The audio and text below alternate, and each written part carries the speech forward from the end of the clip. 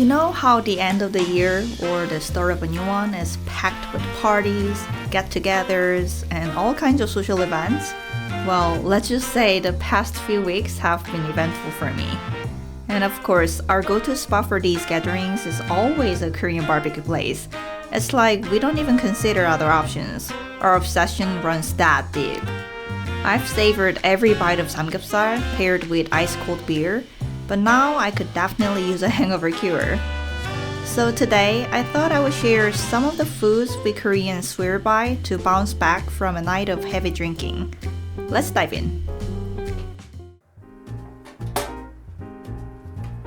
I try my best not to eat ramen regularly. Needless to say, it can't be good for you, but there are exceptions. And being hungover after a night of heavy drinking, that's the ultimate exception. On days like that, ramen isn't just food, it's a lifeline.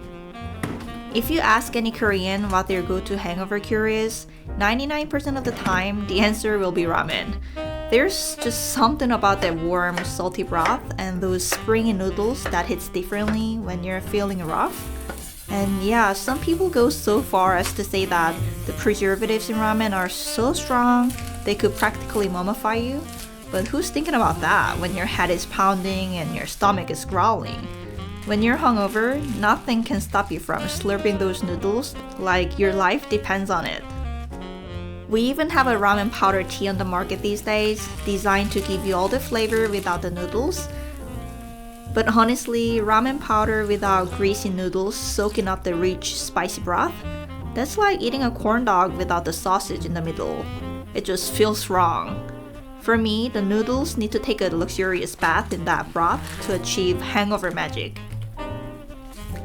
And it's not just any ramen either. Koreans are picky about their hangover ramen. Some swear by Shin ramen for its spicy kick. Others love Jin ramen for its milder flavor. Some go all out by cracking an egg or tossing in green onions and leftover kimchi for an extra boost. Whatever your ramen ritual looks like, one thing is for sure, there's no better cure for a night of too much soju than a steamy bowl of ramen. It's not just food, it's comfort in a bowl.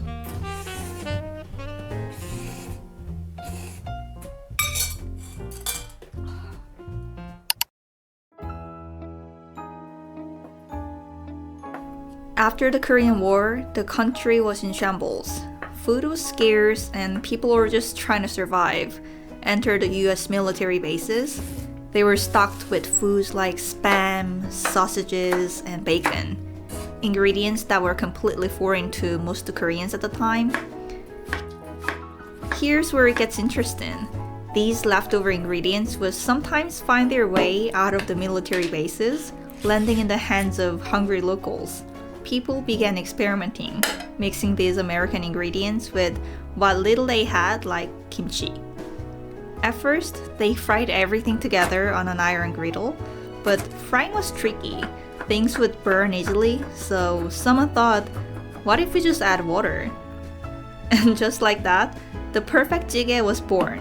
A salty, savory, and slightly spicy dish that paired beautifully with rice and served as the ultimate drinking food. Of course, who exactly came up with this genius idea remains a mystery. Some say it was the locals outside the base. Others argue it was the workers inside. But regardless of who gets the credit, buda찌개 quickly became a symbol of resilience, resourcefulness, and the creative fusion of two cultures.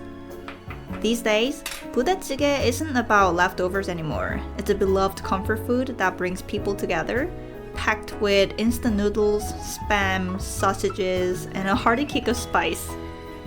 Fun fact, in Korea, spam is so popular now that it's even considered a premium gift. Who would have thought?